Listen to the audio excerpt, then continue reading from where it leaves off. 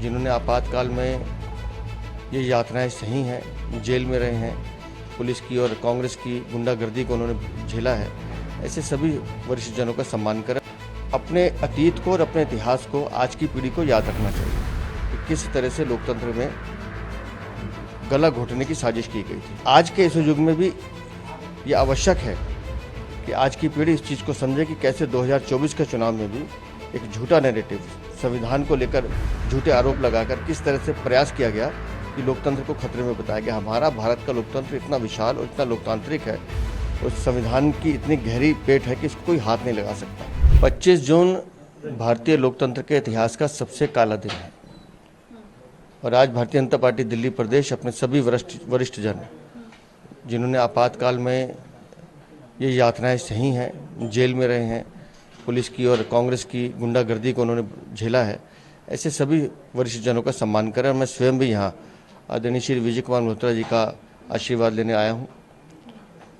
अपने अतीत को और अपने इतिहास को आज की पीढ़ी को याद रखना चाहिए कि किस तरह से लोकतंत्र में गला घोटने की साजिश की गई थी, किस तरह से लोकतंत्र के नाम पर देश को बंधक बनाने का काम किया गया था। और आज के इस युग में भी ये आवश्यक है कि आज की पीढ़ी इस चीज़ को समझे कि कैसे 2024 के चुनाव में भी एक झूठा नैरेटिव, संविधान को लेकर झूठे आरोप लगाकर किस तरह से प्रयास किया गया कि लोकतंत्र को खतरे में बताया गया। हमारा भारत का लोकतंत्र इतना विशाल और इतना लोकतांत्रिक है, उस संविधान की इतनी गहरी पेट है कि इसको कोई हाथ नहीं लगा सकता। और इसलिए आवश्यक ये है कि कांग्रेस के इस झूठे पाखंड का पर्दाफाश भी होना चाहिए और आज के दिन को हमेशा इतिहास के एक सबक के रूप में याद रखना चाहिए। दिल्ली की जल मंत्री आतिशी, वो भी अनशन पर बैठी थी, अस्पताल में भर्ती हैं इस वक्त, क्या कहेंगे? देखिए, सत्याग्रह जो नाम दिया गया, सत्याग्रह का अर्थ है सत्य को आग्रह करना, लेकिन ये तो एक राजनीतिक नौटंकी थी। अपने झूठ, अपने फरेब और अपनी चोरी को छुपाने का एक ऐसा एयर कंडीशन अनशन था जिसका ये पटाक्षेप होना ही था।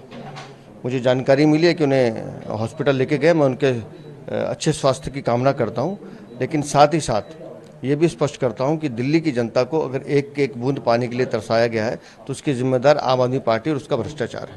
जी, अरविंद केजरीवाल की बेल पर भी कल मंगलवार को सुनवाई होनी है, क्या कहेंगे? देखिए, माननीय कोर्ट में सुनवाई होगी और मुझे लगता है कि जांच एजेंसी और कोर्ट के बीच का विषय जो निर्णय आएगा उसको देखेंगे। ठीक है।